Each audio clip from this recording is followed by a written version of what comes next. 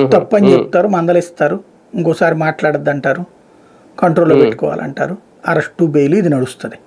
ఒక aspect better.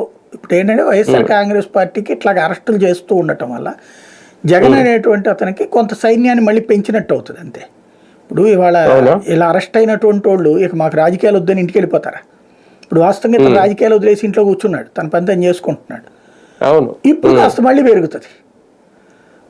ఇప్పుడు మళ్ళీ ఖచ్చితంగా వైసీపీలో మనం కనుక అంటే ఇవాళ ఎవరైతే అరెస్ట్ అవుతారో వాళ్ళందరూ ఖచ్చితంగా కక్ష తీర్చుకోవాలని కసి వస్తుంది. వాళ్ళందరూ ఇప్పుడు జగన్కి దూరంగా ఉన్నటువంటి వాళ్ళు ఇప్పుడు వంశీ వాస్తవంగా ఈ 9 నెలలు ఎక్కడన్నా మనకు కనబడ్డా? లేదు.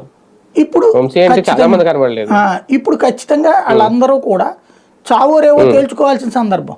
మనం రాజకీయం వదిలేసేసి ఆడో ఉంటే పట్టించుకోరు, వ్యాపారం వదిలేసి ఆడో ఉంటే పట్టించుకోరు, మన పని మనం చేసుకోవచ్చు అనుకుంటే అమాయకత్వం.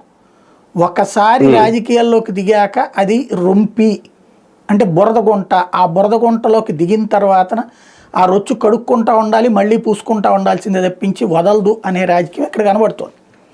ఇప్పుడు ఇవాళ ఎవరైతే పర్లేదులే అని ఇతర ప్రాంతాలకు వెళ్ళిపోయినటువంటి వాళ్ళు లేదా జగన్కి బుద్ధి చెప్పారులని ఇంట్లో కూర్చున్న వాళ్ళు అందరూ వాళ్ళ జగన్ వెనకాల నిలబడకపోతే వాళ్ళందరి భవిష్యత్తు రేపు పొద్దున వాళ్ళ ఆయన ఎవరిదో ఒక ఆయన ఇల్లు గుడ్లు కొట్టారట, ఆస్తులు లాక్కుంటున్నారట, ఆకే